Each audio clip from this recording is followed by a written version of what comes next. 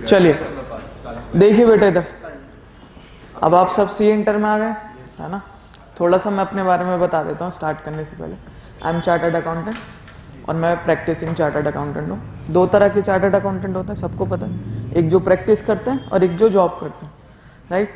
अच्छा, practising chartered accountant का सबसे मेन जो कोर फील्ड रहता है वो क्या रहता है? Taxation, right. Even though during the CA journey, अभी आप इंटर में हो फिर फाइनल में जाओगे, राइट। इस बीच में आपके मदर फादर या आपके रिलेटिव्स आपसे जरूर टैक्सेशन की क्वेरी पूछेंगे ही पूछेंगे। सबसे ज्यादा स्कोरिंग पेपर जो है वो टैक्सेशन है। समझ में भी आएगा, इंटरेस्ट भी लगेगा। क्यों? क्योंकि ये रियल लाइफ से जोड़ता है ना। मैं भी यहीं बैठता था, यहीं बैठे, ठीक। मैं भी सर का स्टूडेंट रहा हूँ, यहीं से निकला हूँ एक बार। और आज से हम सीए टैक्सेशन स्टार्ट करेंगे, सीए इंटर टैक्सेशन। इसमें 2 पार्ट्स हैं, इनकम टैक्स एंड जीएसटी, है ना। इनकम टैक्स और जीएसटी सुन के क्या लग रहा है कि ये सेम है या डिफरेंट है? कुछ आज कुछ वैसे नहीं करेंगे कि कॉन्सेप्ट पढ़ेंगे, केवल कॉन्सेप्ट का स्टार्टिंग करेंगे। हेलो, खत्म, तो इसे छोड़ो, वैसे समझ में आ रहा है ना आवाज, तो ठीक है। तो कंसेप्ट की स्टार्टिंग करेंगे, है ना। अच्छा, मुझे बताएंगे इनकम टैक्स और जीएसटी सुना सुना या सुना सुना है? सुना सुना है ना, सुना सुना है। अच्छा, कहीं भी कुछ सामान लेने जाते हो तो वो ये कहते हैं जीएसटी का बिल चाहिए, कहता है ना। और जीएसटी का बिल के साथ वो कुछ अमाउंट बढ़ा देगा। फॉर एन एग्जाम्पल, आप ये कैलकुलेटर लेने गए, 300 रुपए का कैलकुलेटर है, वो कहेगा बिल चाहिए इसका, आप बोलोगे हाँ, तो कहेगा 350 रुपए देने पड़ेंगे। मतलब जीएसटी क्या है? GST is an additional to the goods. मतलब इसकी वैल्यू कितनी है कैलकुलेटर की? 350 की 300? बताइए, 300। 50 रुपए कौन ले रहा है? जीएसटी के जा रहे हैं, किसको जा रहे हैं? गवर्नमेंट को जा रहे हैं, है ना। तो क्या करते हैं लोग बाग? बिल नहीं देते, केवल गुड्स की वैल्यू ले लेते हैं, 300 रुपए। अच्छा, लीगल है? लीगल है? हाँ, इंडिया में लीगल है? नहीं, नहीं है लीगल, है ना, नहीं है लीगल। अच्छा, तो इसको कौन लीगल बनाएगा? सीए, हम, आप लोग ही बनाओगे, है ना। इलीगल को लीगल कौन बनाएगा? आप बनाओगे। अच्छा, तो आपको केवल लीगल पढ़ाया जाएगा कि क्या चीज लीगल है, राइट। उसमें से आपको अपने क्लाइंट को बचाना होगा कि सर आप इस तरह से काम करो तो आपका ये गुड्स या आपका ये सेल्स क्या हो जाएगा? लीगल हो जाएगा। एक एग्जाम्पल से स्टार्ट करते हैं, राइट। चलिए, हमने ये तो जाना कि जीएसटी और इनकम टैक्स कुछ अलग है। एक एग्जाम्पल से स्टार्ट करते हैं, सीए फाउंडेशन से ही ले लेते हैं। हमने कुछ माल खरीदा जिसका कॉस्ट है 800 रुपये। हम ये बैग खरीद रहे हैं, इसका कॉस्ट कितना? 800 रुपये, ठीक। कॉस्ट मतलब there is a difference between cost and sales. Cost अलग है, सेल्स अलग है ना, यही क्या? भूल गए क्या फाउंडेशन पास होते? नहीं, कॉस्ट अलग है और सेल्स अलग है। अच्छा, मैं इस बैग को खरीद के ला रहा हूं 800 रुपए में, मेरा कॉस्ट कितना है? 800, राइट। 800 में बेच दूं? नहीं, नहीं, प्रॉफिट जोड़ूंगा, मार्जिन जोड़ूंगा। मेरा मार्जिन आ रहा है 200 रुपए। कितने में बेचूंगा इस बैग को? ठीक, जीएसटी इस पे लगेगा, इस पे लगेगा या इस पे लगेगा? आपको पता है एमसीक्यू भी आएंगे, है ना। हाँ, तो हम ऐसी पढ़ाई करेंगे कि हमारे एमसीक्यू भी कवर हो और डिस्क्रिप्टिव भी कवर हो। और दूसरा, मैं आपको एक चीज और बता देता हूं, मेरा थोड़ा सा पढ़ाने का स्टाइल अलग है। रीजन बीइंग, मैं क्या करता हूं, जैसे हमने जो आज पढ़ेंगे कंसेप्ट, वो मैं कल स्टार्टिंग में रिवाइज कराऊंगा। जो आज पढ़ के जाएंगे वो मैं लास्ट में रिवाइज कराऊंगा। तो थोड़ा सा मेरे साथ रहना, जिससे वो रिवीजन में आपसे भी निकले वो चीज। चलिए, मुझे बताइए, जीएसटी इस पे लगेगा, इस पे लगेगा, इस पे लगेगा? एमसीक्यू, हाँ, 1000 पे, 800 पे, यही तो है एमसीक्यू। आईसीआई कुछ नहीं करने वाला, यही एमसीक्यू देगा। आप सोच रहे हो कि कुछ अलग से आएगा? कुछ नहीं। कौन कह रहा 200 भी? डी मैं बता देता हूं, देखिए नन ऑफ द अबव। हाँ जी बताइए, 200 भी हो सकता है किसी का। कितने बच्चे कह रहे हैं जीएसटी? देखिए बेटा, हमने एक स्टार्ट करा है कंसेप्ट। आप कहाँ थे पहले तो ये बताओ। अच्छा सुनिए, सीए इंटर टैक्सेशन स्टार्ट कर रहे हैं, कोई कंसेप्ट नहीं कर रहे, जनरल अंडरस्टैंडिंग लेंगे। जीएसटी क्या है, इनकम टैक्स क्या है, सेम है डिफरेंट है? इनकम टैक्स अलग अलग है ना। हाँ, तो एक एग्जाम्पल से स्टार्ट करा है। हमने ये बैग खरीद रहे, इसकी कॉस्ट आ रही है 800 रुपये। कितने में बेचेंगे? हाँ, थोड़ा सा ज्यादा बेचेंगे, 200 रुपये मार्जिन लगा के 1000 में बेच दिया। ठीक है, क्वेश्चन ये है जीएसटी इस पे लगना चाहिए, इस पे, या 800 पे?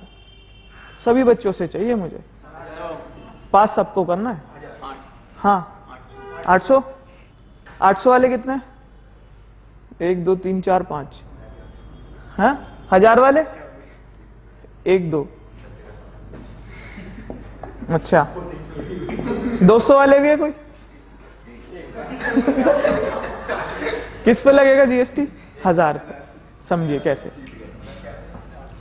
आपके फादर बिजनेस करते होंगे, जॉब करते सभी के फादर? किसके फादर बिजनेस करते हैं? हाँ, किस चीज का बिजनेस है? सुनार, सोने का है ना। मुझे बताइए, सुनिए 1 सेकंड सुनिए। अगर आपके फादर ने गोल्ड 800 रुपए में खरीदा है, कितने में बेचेंगे? थोड़ा मार्जिन जोड़ के बेचेंगे ना, मेकिंग चार्जेस बोलते हैं आप उसको, है ना। आपने वो 1000 में बेचा, ठीक। अच्छा, गवर्नमेंट कह रही है कि 800 तो तेरी खरीद हो गई, 200 तेरा मार्जिन हो गया। गवर्नमेंट ज्यादा टैक्स लेना चाहेगी, कम टैक्स लेना चाहिए? ज्यादा लेने चाहेगी ना, है ना। तो आपके मार्जिन पे भी टैक्स चाहिए ना उसको। हाँ, इवन दो जो गवर्नमेंट हमारे मार्जिन पे भी टैक्स लेगी ना, है ना, और हमारी परचेस पे भी टैक्स लेगी, राइट। तो किस पे टैक्सेशन होगा? जीएसटी 1000। सपोज आपको, सपोज जैसे मैं ये बैग खरीदने गया, मुझे बताएंगे क्या वो ऐसे लिख के देता है इनवॉइस? सबने इनवॉइस तो देखा है ना। हाँ, ऐसा नहीं होना चाहिए इनवॉइस, यहाँ टैक्सेबल वैल्यू ऐसे कुछ लिखा होगा। अभी बताएंगे क्या होता है सब कुछ। तो यहाँ 1000 लिखा होता है, या इसमें मार्जिन भी लिखा होता है कहीं पे? अपना मार्जिन बताएगा, आप उससे बोलोगे भाई 200 रुपए कम कर पहले इसके, है ना। अगर मैं ये बैग खरीदने गया, वो क्या डायरेक्ट लिख के देगा? भाई साहब 1000 रुपए का कॉस्ट है, मुझे तो 1000 का पड़ रहा है। या वो इतना सीधा है, कहेगा 800 का कॉस्ट, 200 मेरा मार्जिन। आप कहोगे पहले इसे हटा ले, है ना, 800 में दे दे बैग मेरे को। तो देयरफॉर आपको क्या वैल्यू मिलती है बिल में या इनवॉइस में? बताइए। सेल्स वैल्यू, जिसे यहां पे टैक्सेबल वैल्यू बोलते हैं। पढ़ेंगे आगे क्या होती है। कितनी? 1000 प्लस इस पे कितना जीएसटी लग जाएगा, रेस्पेक्टिव परसेंटेज, है ना, 3%, 18% एंड ऑल, राइट। किस पे लगा? सेल्स वैल्यू पे। एक कंसेप्ट तो समझ में आ गया, जीएसटी किस पे लगता है? सेल्स वैल्यू पे। अच्छा, सेल्स आप अकाउंट्स के बंदे हो, है ना, सभी बंदे अकाउंट्स के हैं। अब आपकी टिप्स पे हो जाना चाहिए बैलेंस शीट और प्रॉफिट एंड लॉस। किसी की भी बैलेंस शीट बनानी हो फटाफट आप बना सकते हो, ठीक है। सेल्स किधर आएगी? Debit credit? सेल्स फाउंडेशन का रहा है ना तुमने? लग नहीं रहा मुझे। अरे यहाँ डेबिट होता था, यहाँ क्रेडिट होता था, यहाँ ओपनिंग स्टॉक होता था, ये सब हो ना। सेल्स किधर है? हाँ, P&L बोलते हैं यहाँ पे, trading and profit and loss account होता था ना, इसको शॉर्ट में प्रॉफिट एंड लॉस बोलेंगे, P&L। चलिए, हाँ, सेल्स किधर आएगी? सर इतना क्या सोचना, सेल्स इधर लिख दो ना। कितना लिखूं? कॉस्ट किधर आएगी? हाँ, सबसे चाहिए मेरे को, जिसको परचेज बोलेंगे। कितना? इसको कितना प्रॉफिट हुआ एक बैग बेचने पे? वो क्या होगा? ठीक, ये तो हमने पढ़ा है, ठीक है, ठीक। अच्छा, इसमें कुछ इनडायरेक्ट एक्सपेंस होंगे, हाँ, सपोज 100 रुपए इनडायरेक्ट एक्सपेंस। नेट प्रॉफिट कितना होगा बताओ? 100 रुपए। अच्छा, ये 100 रुपए क्या है? नेट प्रॉफिट है ना। किसको मिलेगा ये?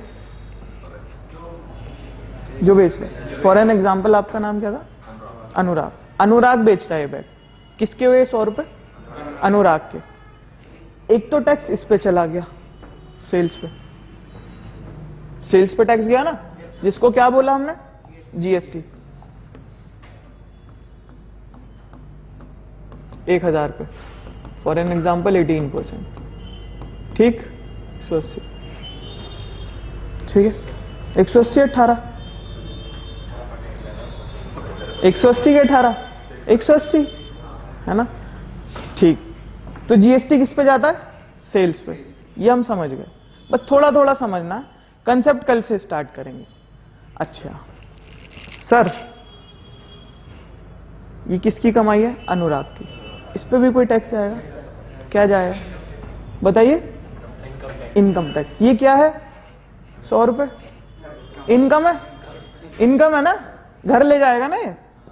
अनुराग घर ले जाएगा ना अपने 100 रुपए। या अभी भी इसमें से कुछ देना है किसी को? दे दिया उसने। 200 कमाए थे एक्चुअल में, 100 रुपए पे कर दिए। इसमें सैलरी भी पे कर दी, इसमें पैकेजिंग भी पे कर दी, ट्रांसपोर्टेशन भी पे कर दी। सब कुछ पे करने के बाद जब 100 रुपए ले जा रहा है वो अपने घर पे, ये इसमें से भी कुछ देना है तुमको? नहीं, नहीं देना ना अभी तक। तो ये 100 रुपए क्या हुई तुम्हारी? इनकम। अच्छा, एक टैक्स और लगेगा जो इनकम पे लगेगा, उसको क्या कहेंगे? Income tax.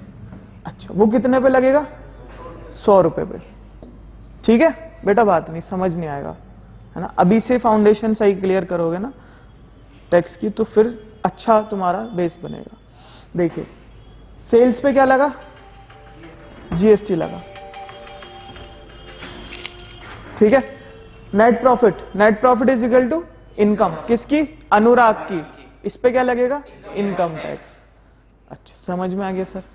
तो देयरफॉर प्रॉफिट एंड लॉस अगर मुझे किसी कंपनी का मिल जाए तो मैं उसका जीएसटी निकाल सकता हूं, जनरली निकाल सकता हूं। अगर सेम परसेंटेज है तो उसका इनकम टैक्स निकाल सकता हूं। हाँ जी, निकाल सकते हो। समझ में आ गया? जीएसटी क्या है, इनकम टैक्स क्या है, राइट। जीएसटी किस पे लगता है? सेल्स पे। इनकम टैक्स इनकम पे, नेट प्रॉफिट पे लगेगा। ठीक है, चलिए थोड़ा थोड़ा पढ़ते हैं।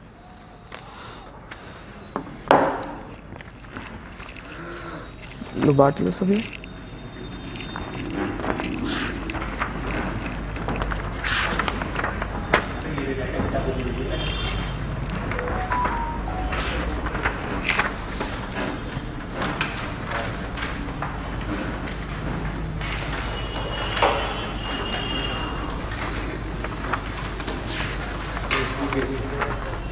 अच्छा, मुझे बताएंगे, रख लो अभी अपने पास।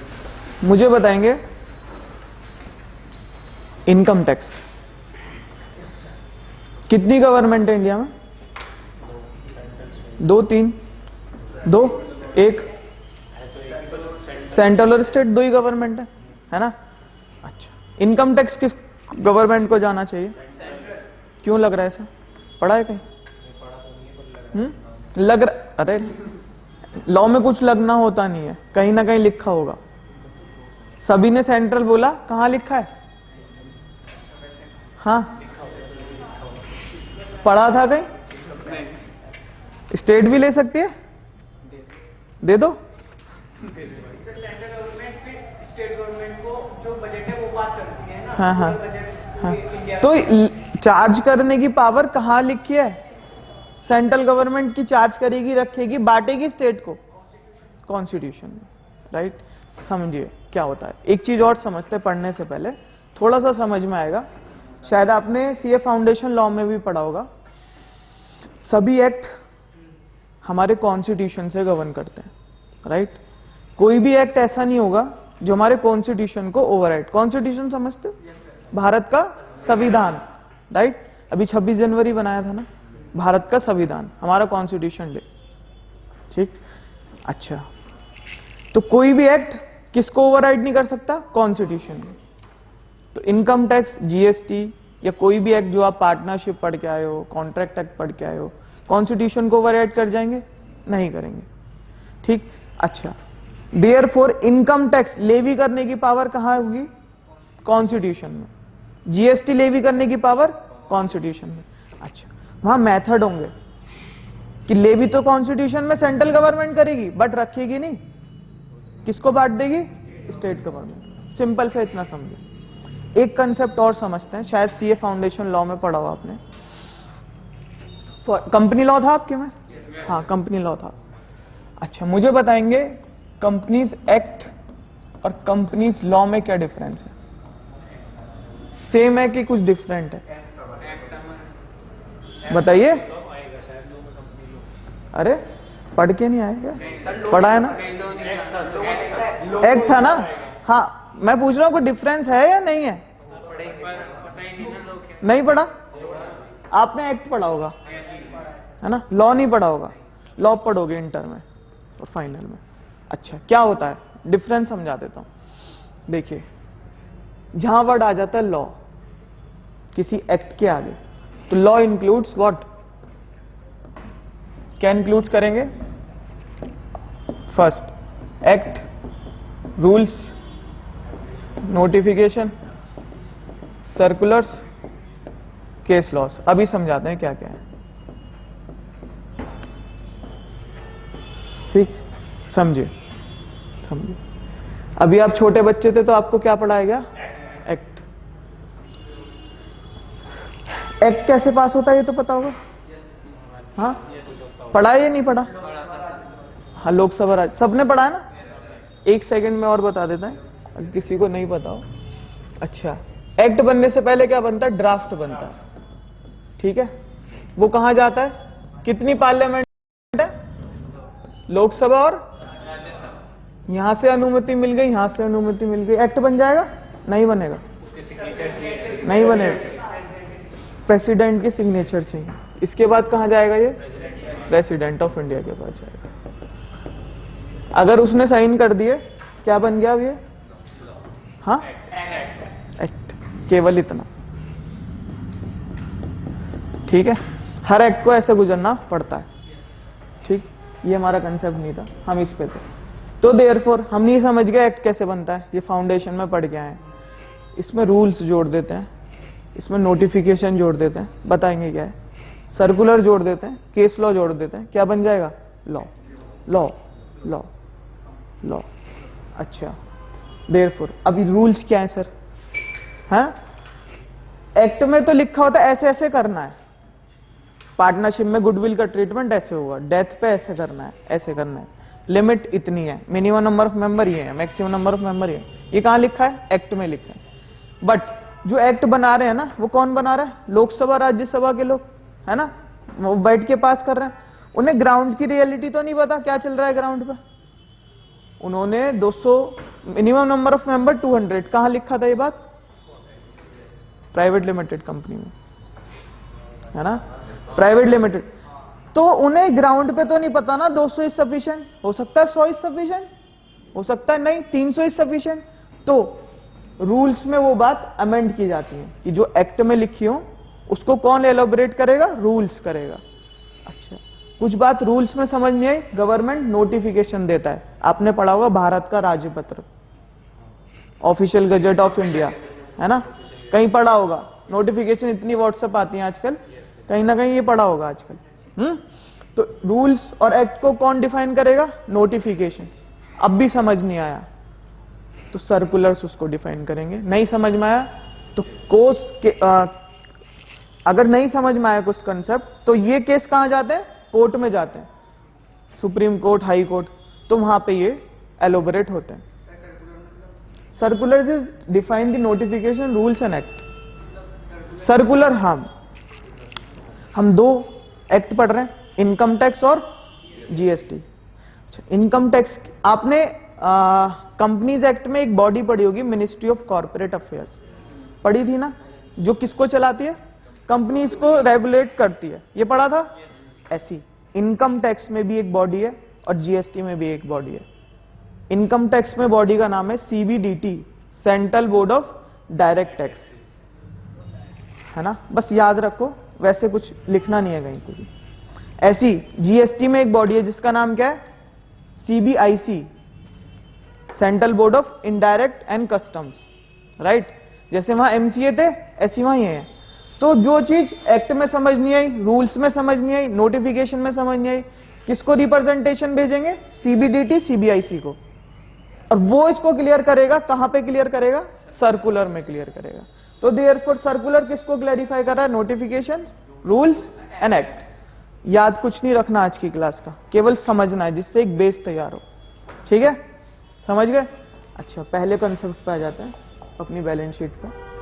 चलिए, जीएसटी किस पे लग रहा है बेटा, सेल्स पे, कुछ बेचने पे। इनकम टैक्स किस पे लग रहा है, इनकम पे, इनकम जनरेट करने पे। ये हम निकाल सकते हैं, सेल्स कैसी निकलेगी और इनकम टैक्स कैसे निकलेगा। हमें बैलेंस शीट बनानी आती है। 12 सब तक और क्या करी क्या रहे हो, बैलेंस शीट्स बना रहे हो। चलिए कंसेप्ट पे आते हैं। Page number 1.4। किसी को कोई दिक्कत, क्वेरी? देखो, अगर आपसे क्वेरी नहीं आएगी ना तो मुझे लगेगा पार्टिसिपेशन अधूरा है ना। तो अगर कुछ भी मन में हो कि सर ऐसे नहीं, इसको कैसे कर सकते हैं, तो तुरंत उसको पूछ लेना। ऐसा नहीं है कि क्लास के बाद ही पूछना है। किसी को कोई क्वेरी समझ में आ रहा है? चलिए, पेज 1.4 इंट्रोडक्शन। अच्छा सर, जीएसटी की full form tax, income tax, tax, है ना, दोनों में क्या वर्ड है, टैक्स। इतना तो सबको पता होगा, टैक्स कौन कलेक्ट करता है, गवर्नमेंट कलेक्ट करती है। लेवी कौन करता है, गवर्नमेंट लेवी करती है ना। तो किसका रिवेन्यू हुआ, गवर्नमेंट का रिवेन्यू हुआ। किसकी कॉस्ट हुई, आपकी कॉस्ट हुई, आपकी कॉस्ट हुई ना। गवर्नमेंट का क्या हुआ, रिवेन्यू हुआ। चलते हैं, what do you mean of tax. Constitution ना पढ़ के पहले आप पढ़ेंगे taxes, third para. Taxes are considered to be the cost of living in a society. किसकी कॉस्ट है, सोसाइटी की कॉस्ट है। किसका रिवेन्यू है, मार्क करेंगे, सोसाइटी का cost, revenue of government. MCQ, आपसे डायरेक्ट एमसीक्यू नहीं पूछेंगे, right. Tax is a revenue of government, society, people, none of the above. क्या लगा, क्या हो गया, हाँ, रिवेन्यू। कॉस्ट नहीं पूछेंगे बॉस, वो तो उनको पता है, लिख के दिया उन्होंने तुमको, सभी मार्क करेंगे। टैक्सेस आर लेवीड बाय, कौन लेवी करेगा, गवर्नमेंट्स। यहां गवर्नमेंट्स लिखा है या गवर्नमेंट लिखा है, गवर्नमेंट्स मार्क कीजिए। सेंट्रल और स्टेट, स्टेट गवर्नमेंट भी टैक्सेस लेवी करती है, बताएंगे कैसे, करिए। गवर्नमेंट्स को मार्क कीजिए, हाईलाइट कीजिए, और दोनों लिखिए सीजी और SG. To meet the common welfare expenditure of the society. वो कहां लगाएगी ये टैक्सेस, बताइए, आपके लिए लगा देगी, रोड्स बना देगी, ब्रिजेस बना देगी, राइट। तो है ना, तो क्या लिखा है कि किसका रिवेन्यू है, गवर्नमेंट का रिवेन्यू है, to meet the common welfare expenditure of the society. चलिए, there are two types of taxes, one is a direct tax and one is a indirect tax. Sir अभी तो हमने इनकम टैक्स और GST पढ़ा था, ये क्या चिड़िया आ गई, यही तो पढ़ा है। क्या पढ़ रहे हैं हम, सर ये क्या है, direct tax and indirect tax.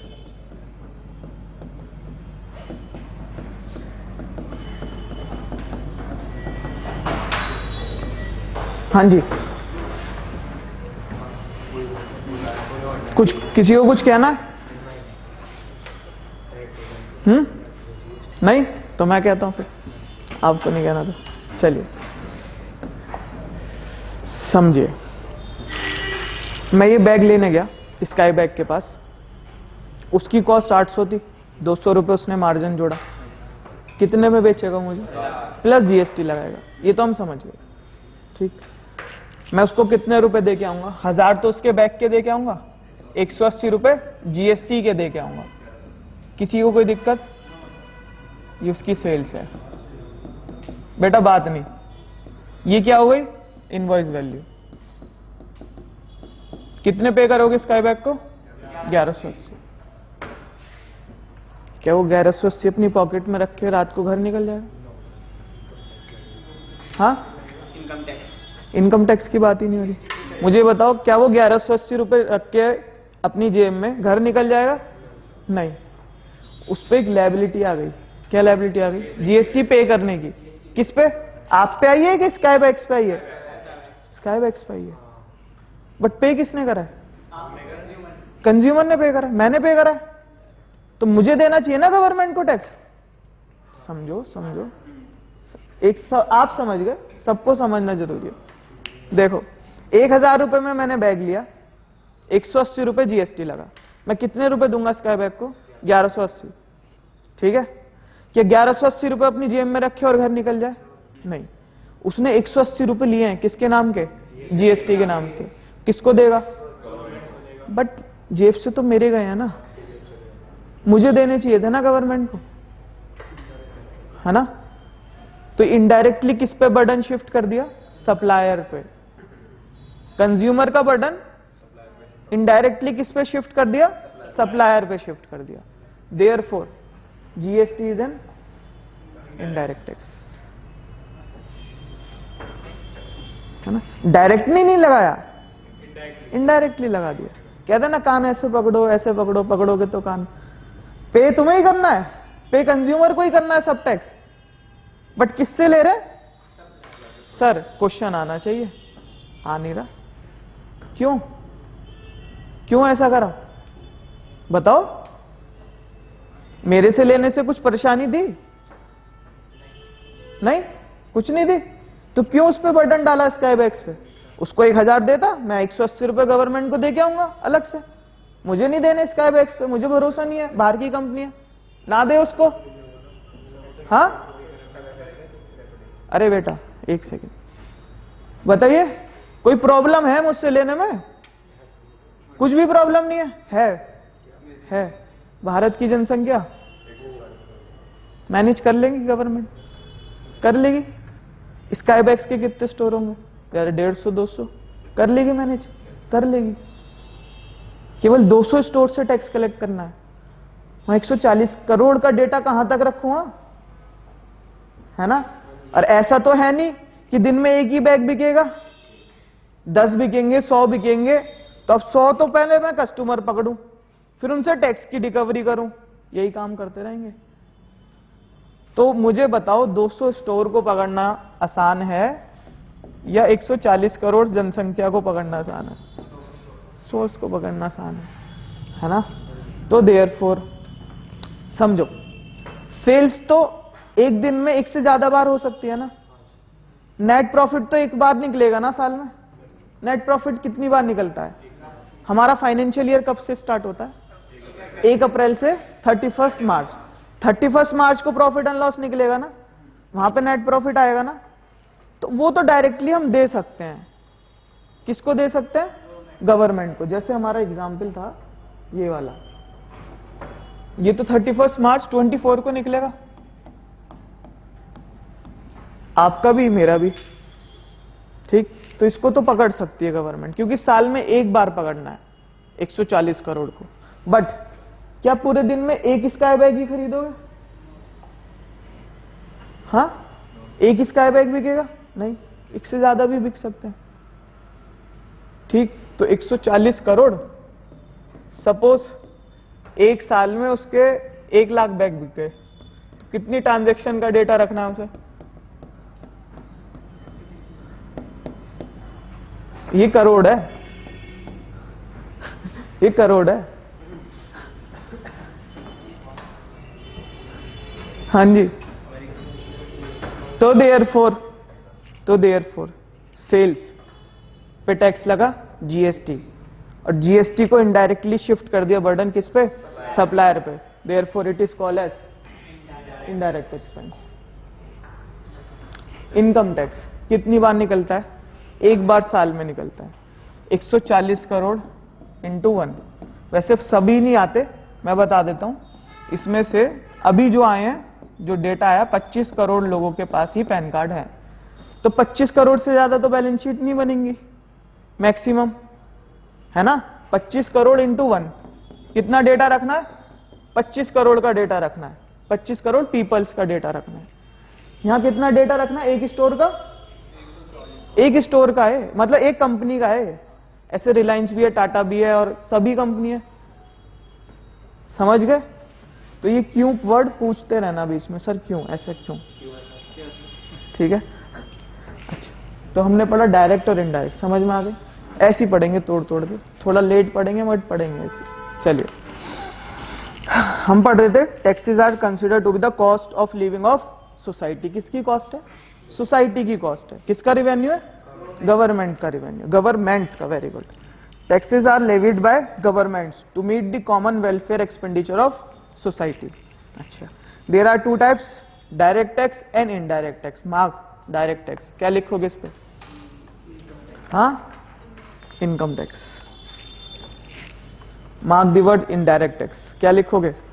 GST. Next para,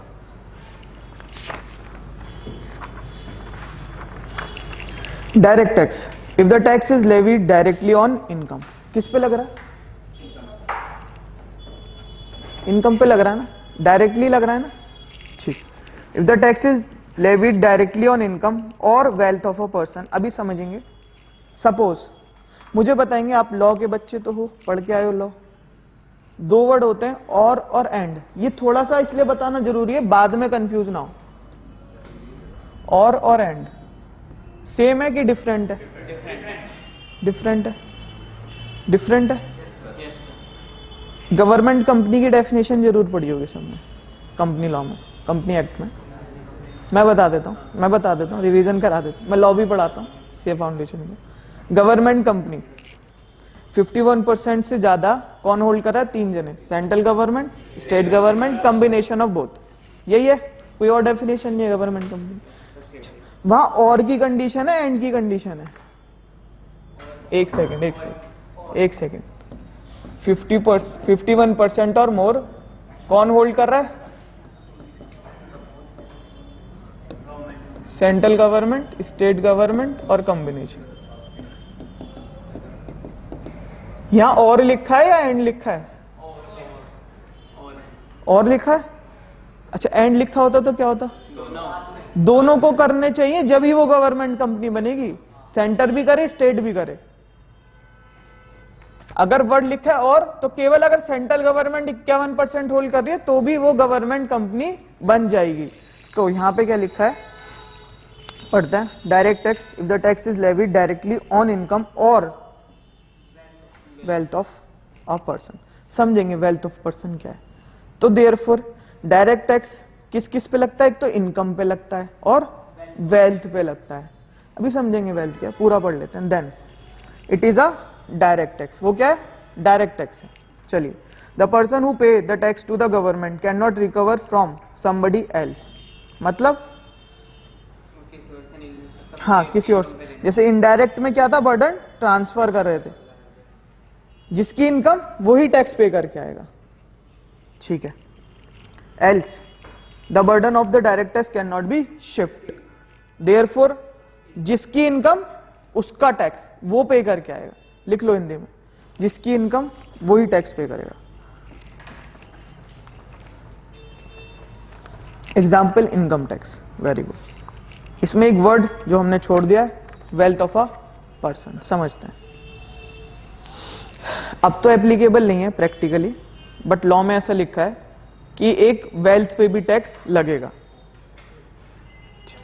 sir माल बेचो तो भी टैक्स है ना, इनकम घर पे ले जाओ तो भी टैक्स, हंसने पे टैक्स है नहीं तो हंस दो। हाँ, वो पढ़ेंगे जीएसटी में क्या ट्रीटमेंट होता है, परचेज पे क्या ट्रीटमेंट है, सेल्स पे क्या, सब पे सब पढ़ेंगे, बिल्कुल टोटल पढ़ेंगे, टेंशन मत लो। मैं ये कह रहा हूं सिंपली, माल बेचो क्या पे करना है? टैक्स पे करना है। इनकम कमाई क्या टैक्स क्या करना है? टैक्स पे करना है। अच्छा, इनकम कमाने के बाद सपोज यहां पे इनकम कितनी थी मेरी? 100 रुपए, सपोज इनकम टैक्स, बेटा बात नहीं, 10 रुपए, कितने रुपए घर ले जाऊंगा? 90 रुपए। अब ये 90 रुपए जोड़ जोड़ के मैंने वेल्थ बना ली अपनी 5 करोड़ रुपए। ठीक, गवर्नमेंट कह रहा है मरने पे पैसा तो छाती पे रख के नहीं ले जाओगे, किसी को ट्रांसफर करोगे, उस पे भी टैक्स। हाँ, वेल्थ ट्रांसफर होने पे, जिसको क्या बोला? Wealth tax. क्या बोला? Wealth tax. जिसने कमाया वो ही देगा। किसने कमाया? मैंने कमाया, है ना? मैं अपने बेटे को ट्रांसफर कर रहा हूं, वो वेल्थ कौन देगा टैक्स? क्या बेटा देगा? नहीं, मैं दूंगा। अब ये नहीं चलता वेल्थ टैक्स, अगर मैं वेल्थ ट्रांसफर कर रहा हूं तो इजीली ट्रांसफर हो जाती है, उस पर कोई टैक्स नहीं है। बट ये इनकम टैक्स ईयर कौन सा है? पढ़ा है किसी ने? जैसे पार्टनरशिप एक्ट 1932, कंपनीज एक्ट 2013, ऐसी इनकम टैक्स पता नहीं 1961, 1961, 1961।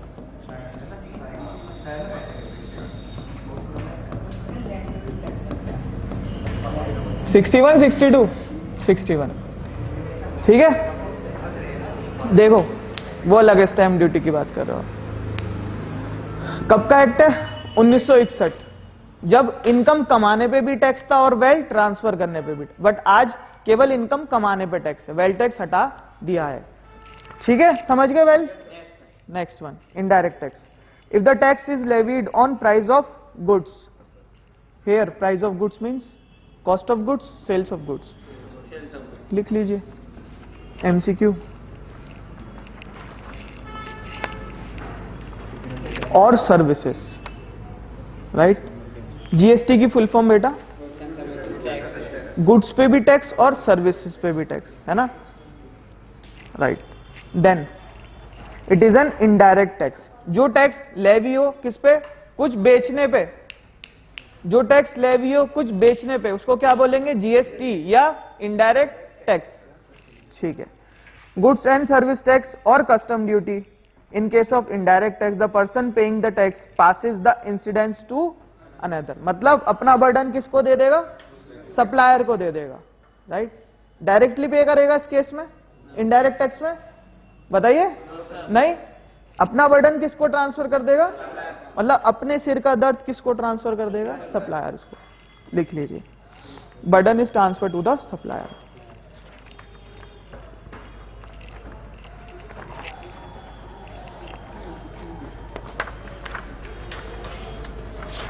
Therefore, अब आप बैलेंस शीट्स देखेंगे अकाउंट्स में, तो आपको सेल्स को देख के क्या लगना चाहिए? इस पे क्या पे होगा? इनकम को देख के क्या लगना चाहिए? Therefore, you are the chartered accountants, है ना? चार्टर्ड अकाउंटेंट्स हो, जब बैलेंस शीट बनाओगे तो केवल अकाउंटिंग टर्म याद नहीं रहनी चाहिए, जीएसटी भी याद रहना चाहिए। इनकम टैक्स का इंपैक्ट क्या पड़ेगा? कंपनीज एक्ट का, तो इसलिए तो पढ़ाया जाता है सब चीज तुम्हें एक साथ, नहीं तो एमबीए स्कूल में। अच्छा, एक चार्ट दे रखा है सीआई ने, type of tax. 2 type of tax हैं, डायरेक्ट, इनडायरेक्ट, यही चलते हैं पूरे भारत में। तीसरा कोई बना नहीं आज तक, या तो डायरेक्ट टैक्स है या इनडायरेक्ट टैक्स। डायरेक्ट टैक्स का एग्जाम्पल हमने क्या पढ़ा? इनकम टैक्स, जो कि मैं डायरेक्टली दे के आ रहा हूं। इनडायरेक्ट टैक्स का एग्जाम्पल जीएसटी, जो कि सप्लायर दे रहा है। अपना बर्डन किसको ट्रांसफर कर रहा है? सप्लायर को। ठीक, तो डायरेक्ट टैक्स के नीचे इनकम टैक्स, इनडायरेक्ट टैक्स के नीचे goods and services tax, GST. एक और है, एक कस्टम है इधर दिख रहा होगा इनडायरेक्ट में, है ना? एक इधर टैक्स ऑन अनडिस्क्लोज इनकम दिख रहा होगा। केवल बता देते हैं, नॉट रेलिवेंट फॉर यू, बस बताने के लिए, फाइनल में पूरा कंसेप्ट। कस्टम, कस्टम ड्यूटी पहली बार सुना हुआ है? सुना हुआ है पहले? Import export, very good.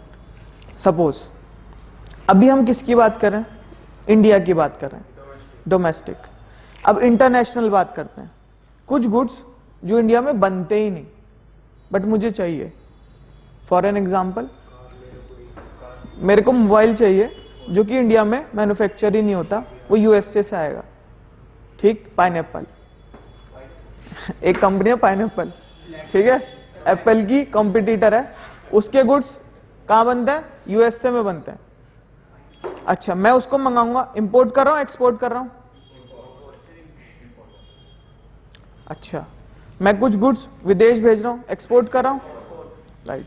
अच्छा, चाइना से हम माल इंपोर्ट करते हैं, चाइना का माल सस्ता होता है?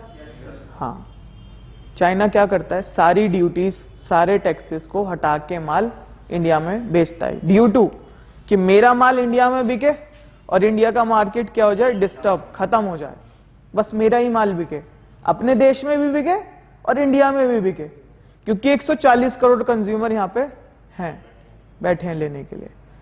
तो गवर्नमेंट इसको कंट्रोल कराने के लिए क्या एक ड्यूटी लगाता है, कस्टम ड्यूटी, इंपोर्ट एक्सपोर्ट पे। इतना समझ लो, फाइनल में बहुत अच्छा कंसेप्ट है, पूरा पेपर है।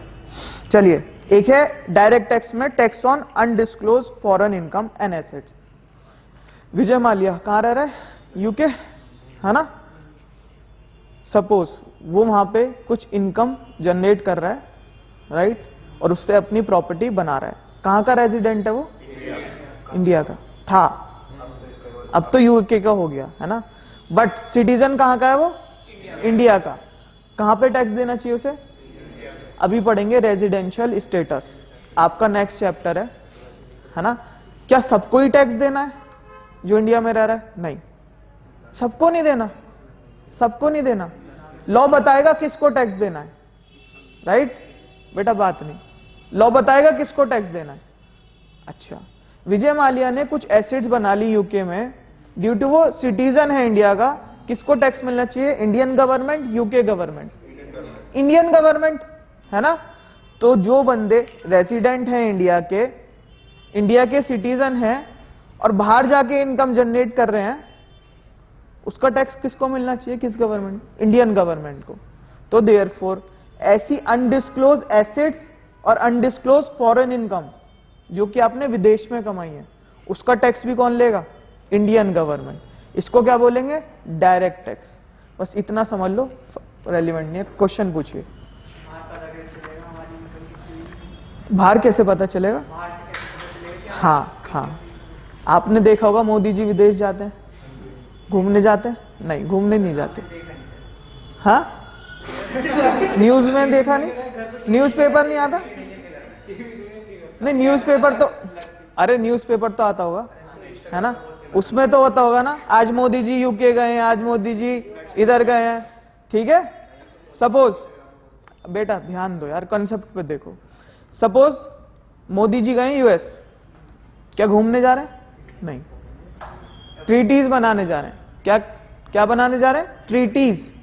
अच्छा, ट्रीटीज क्या होती हैं, मतलब अगर कुछ इंफॉर्मेशन आपके बंदों की हमें पता चलेगी तो हम आपको बताएंगे, हमारे बंदों की कुछ इंफॉर्मेशन आपको पता चलेगी तो आप हमें बताएंगे। अच्छा, पता कैसे चलेगी, एम्बेसीज हो गई, ये जो वो बताइए, central board of direct tax, central board of indirect tax, MCA, right, CBIs, इनके द्वारा अगर कोई इंफॉर्मेशन पता चलती है कि कोई विदेश का बंदा या यूएस का बंदा इंडिया आके ऐसा काम कर रहा है जो कि टेंस टू टैक्स इवेजन कर रहा है, इंडियन गवर्नमेंट का भी और यूएस गवर्नमेंट का भी, तो हम ट्रीटी के थ्रू किसको बता देंगे, दूसरी गवर्नमेंट को बता देंगे। क्वेश्चन सॉल्व, ये आपके लिए रेलिवेंट नहीं था वैसे।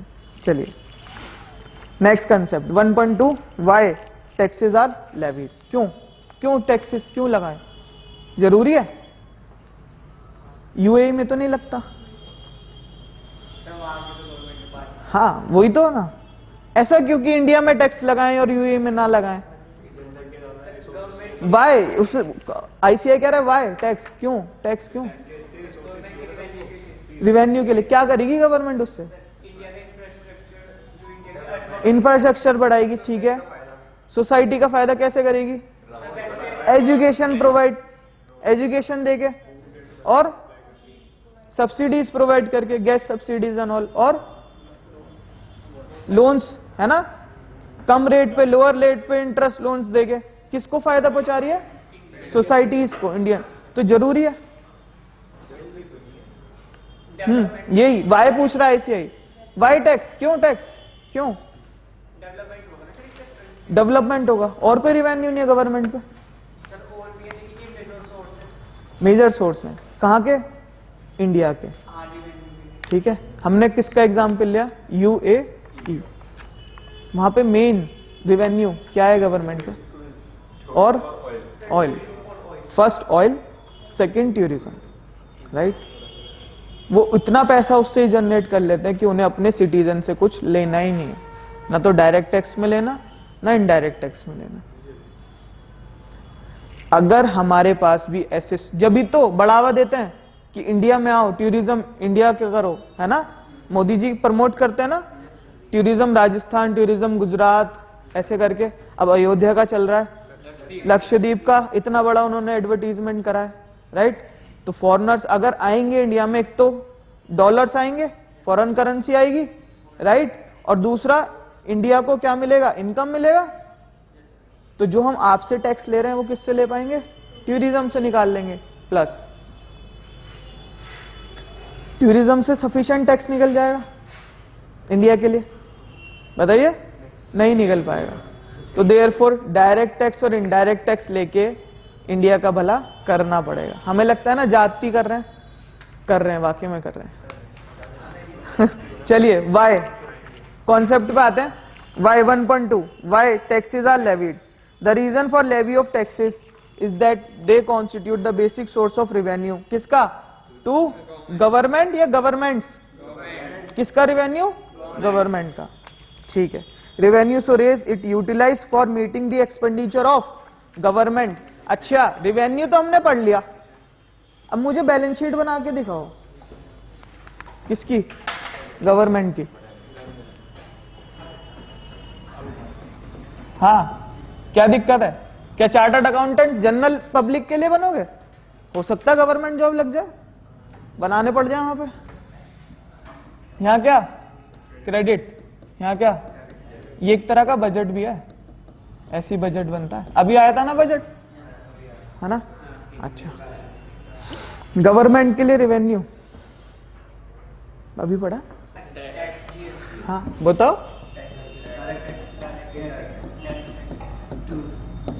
वेरी गुड, है ना। ये क्या है, ये क्या है, रेवेन्यू, किसका रेवेन्यू, अच्छा। ये सारा प्रॉफिट है गवर्नमेंट का, क्या करेगी, एक्सपेंडिचर, खर्चा। सपोज एजुकेशन पे, कहते हैं ना एजुकेशन बजट कितना है, डिफेंस बजट कितना है, ये पढ़ते हो ना बजट में, एक दो दिन के लिए सब इकोनॉमिक्स बनते हो ना, है ना। एजुकेशन पे कितना खर्च कर रही है गवर्नमेंट, डिफेंस पे कितना खर्च कर रही है ना। तो यही बोल रहे हैं कि रेवेन्यू किससे होगा, डायरेक्ट टैक्स, इनडायरेक्ट टैक्स से। Second, revenue so raise is utilize for meeting the expenditure of government. कुछ एक्सपेंडिचर भी होंगे गवर्नमेंट के, जस्ट लाइक पढ़िए 1.5 page, defence, provision of education, health care, infrastructure, facility like roads, dam, etcetera. सही बोल रहे, ठीक, इतना समझे। पेज नंबर आएंगे 1.6 पे, एक चार्ट दे रखा है, चार्ट दिख रहा है सबको। अभी मैंने लॉ और एक्ट में डिफरेंस बताया, क्या कुछ ऐसी लग रहा है, बीच में क्या है, component of income tax, law की एक्ट, लॉ इंक्लूड्स ऊपर इसके सिर पे एक्ट, है ना, रूल्स इधर की साइड है नीचे, नोटिफिकेशन, सर्कुलर एक साथ दिया हुआ है, लीगल डिसीजन, कोर्ट केसेस, एक छूट गया फाइनेंस एक्ट, है ना। मैं बता देता हूं, जो बजट होता है ना, कहां पेश होता है, लोकसभा, राज्यसभा, पार्लियामेंट में। तो जस्ट लाइक इन एक्ट हो रहा है, एक्ट भी तो ऐसी पास हो रहा था, कहां जा रहा था, लोकसभा, राज्यसभा, किसकी असेंट मिल रही थी, प्रेसिडेंट की, क्या बन रहा था, एक्ट। ऐसी जब बजट बोला जाता है ना, तो वो तभी तक बजट रहता है। अगर लोकसभा, राज्यसभा की असेंट और प्रेसिडेंट की असेंट मिल गई, वो क्या बन जाएगा, फाइनेंस एक्ट। बस याद रखना, फाइनेंस एक्ट। तो बजट लिखो, यहां पे लिखो, बजट एमसीक्यू पूछ सकता है इसे, plus Lok Sabha plus Rajya Sabha plus president of India, क्या बन जाएगा, फाइनेंस एक्ट। समझो कि कैसे बनेगा फाइनेंस एक्ट।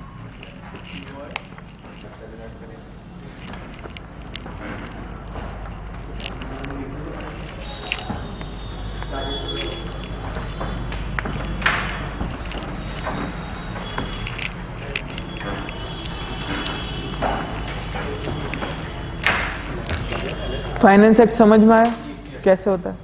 ठीक। पैरा है नीचे, the various instrument of law containing the law relating to income tax are explain below. ठीक, लॉ की बात कर रहा है। तो law includes act, rules, notification circulars, case laws and finance act. याद रहेगा, एमसीक्यू आ सकता है। ठीक है, चलिए। मैंने बताया इनकम टैक्स का ईयर कौन सा है? 1961। एक चीज हमेशा याद रखना, अब कंसेप्ट को तो यहीं ऑफ कर रहे हैं, रिवीजन करेंगे इसके बाद, जो अभी तक पढ़ा क्लास यहीं ऑफ करेंगे आज। ठीक है, ऐसे धीरे धीरे लेके चलेंगे। बट एक कंसेप्ट मुझे बताएंगे, मैं आपको बताऊंगा। इवन दो अभी आप इंटर में आए, फाइनल में भी जाओगे, फाइनल तक याद रखना एक चीज, शायद आपने ना पढ़ा हो इसको। हम लिखते हैं इनकम टैक्स एक्ट, टैक्स पूरा लिख लेते हैं। कभी भी इस ए को छोटा मत लिखना, 0 मार्क्स मिल जाएंगे। सुनो, मैं ये बात क्यों बोल रहा हूं? हमारे पास भी कॉपी चेक होने के लिए आती है, because I am the chartered accountant. आपकी कॉपी कहां जाएंगी? सीएस के पास आएंगी, राइट? तो इसलिए मैं इसको आपको बोल रहा हूं कि अगर आप एक्ट छोटा लिख देते हो ना, तो ये सबसे बड़ी गलती है। हम आपका आंसर आगे नहीं पढ़ेंगे प्रॉपरली। ठीक है, कि कुछ ज्यादा बड़ी गलती है? हाँ है। एक्ट को आप छोटा नहीं लिख सकते, ये बहुत माइन्यूट सी मिस्टेक बोल रहा हूं, राइट? एक ईयर याद रखना, बीकॉम एग्जाम नहीं है, हर एक्ट का ईयर याद रखना। ठीक है, बहुत छोटी छोटी सी बात बता रहा हूं। दूसरा, आंसर को 3 पार्ट में तोड़ना है आपको। कितने पार्ट में? 3 पार्ट में। पहला प्रोविजन, चाहे लिख लो इस चीज को।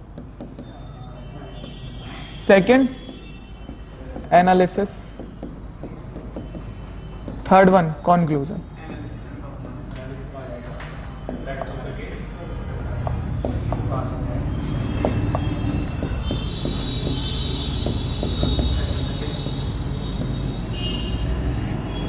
अच्छा, प्रोविजन क्या सर? जो हम पढ़ेंगे, जो हम कंसेप्ट क्लियर करेंगे। एनालिसिस क्या? जो केस स्टडी दी है उसके फैक्ट्स और आपका प्रोविजन। ठीक। कंक्लूजन क्या? Because you are the chartered accountant, तो आप पे क्लाइंट पूछना है क्या करूं मैं इसमें। तो ऐसे नहीं कि उसको प्रोविजन बता दिया, उसका एनालिसिस कर दिया, उसको कोई ओपिनियन नहीं दी। यहाँ सीए की opinion, as an chartered accountant अगर आप कुर्सी पर बैठोगे तो क्या ओपिनियन दोगे? कुछ बच्चे इसमें ही ओपिनियन लिख देते हैं अपनी, बस ये 2 पैरा लिखते हैं। लिखते तो हैं, तो 1 नंबर यहां काट लेते हम लोग, पूरा 1 नंबर कटता है। गलती नहीं करी आपने, बट एनालिसिस में नहीं चाहिए आपकी ओपिनियन।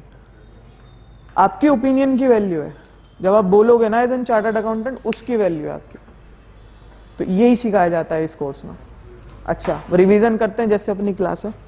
चलिए, मुझे बताएंगे, स्टार्ट करा हमने, पहले प्रॉफिट एंड लॉस बनाया, सेल्स देखा, नेट प्रॉफिट तक गए। अच्छा, जीएसटी किस पे लगेगा? नेट प्रॉफिट की सेल्स पे लगेगा, ये पढ़ा हमने। अच्छा, जीएसटी क्या है?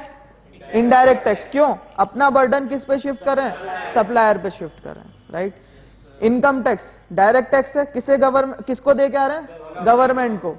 ठीक है, ये पढ़ा हमने। अच्छा, फिर हमने डायरेक्ट और इनडायरेक्ट का डिफरेंस पढ़ा, है ना? Incident to tax shifted to other, क्या कौन सा होगा? इनडायरेक्ट। डायरेक्ट टैक्स क्या होगा? जो गवर्नमेंट को डायरेक्ट पे करके आ रहे हैं। फिर हमने कंपोनेंट्स पढ़े, किसके? लॉ के और एक्ट के। लॉ में क्या क्या आएगा? Act, rules, notification, circulars, case laws and finance act, है ना? एमसीक्यू में भी पूछ सकते हैं। जो आईसीआई ने लिख के दिया वो एमसीक्यू में आ सकता है, बाहर से कुछ नहीं आना कहीं से, राइट? एक्ट हम समझ गए, रूल्स हम समझ गए, फाइनेंस एक्ट हम समझ गए, ठीक। गवर्नमेंट का रिवेन्यू क्या क्या है, डायरेक्ट टैक्स और इनडायरेक्ट टैक्स, वो इनको कहां खर्च करेगा, defence, education, welfare of society, roads वगैरह बना के, इंफ्रास्ट्रक्चर, राइट, यही तो पढ़ा आज।